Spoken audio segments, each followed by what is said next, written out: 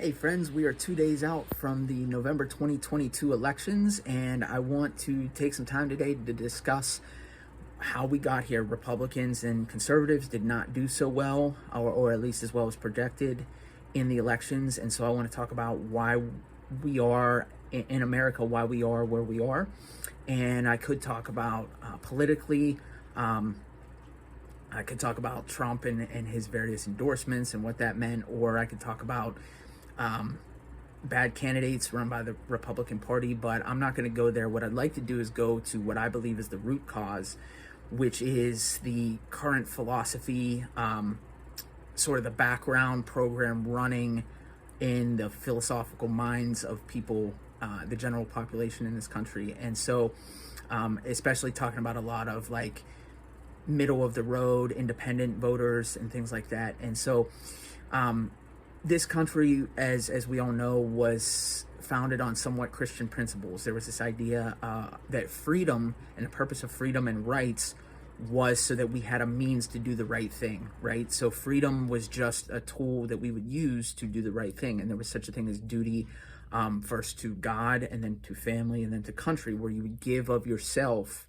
for the benefit of others, for the service of God and your family and your country. And that's what freedom meant to people, is the ability to do the right thing and to give of yourself for others. Now it's been flipped sort of in the philosophical background of our country, where this idea of freedom is not so much so that I can give of myself to others, but that others have to give of themselves for me. And we see this a lot in a lot of social issues, where the idea of freedom is so that I can do whatever I want, whatever benefits me, even if it's to the detriment of other people.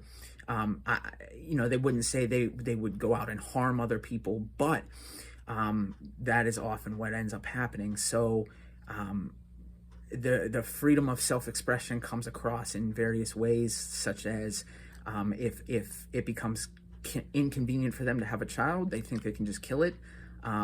And they don't generally see the effects of that, so it doesn't affect them, it doesn't bother them, and so just kill it and take it out of the way, and it ends up harming the child so it can benefit them.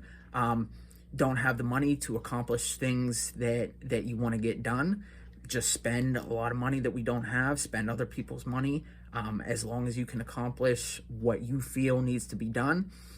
Spend that money to the detriment of other people.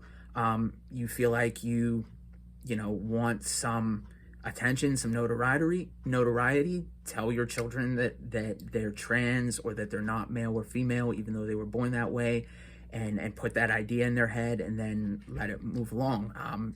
Commit surgeries on children, unnecessary surgeries on children to change their gender, give them unnecessary drug hormones, remove perfectly healthy organs from children, and then you get that notoriety and attention of being such an open-minded and loving parent, and to the detriment of your child. So these are sort of the ways that people are using their freedoms. They see, any encumbrance to that, any thoughts that might not be the right thing to do as a restriction of their freedom. And so we see freedom as a sort of wanton, do whatever you feel is right, radical individualism, and that's how people view freedom, instead of a duty of self-sacrifice for the good of others. It's really other sacrifice for the good of you. That's how people are viewing freedom these days. And so you might say that people don't walk around thinking like that, and that's true. And maybe they don't even feel that way. Maybe outwardly they're like, yeah, abortion at 11 weeks. By the way, have you seen an 11-week-old child in the womb?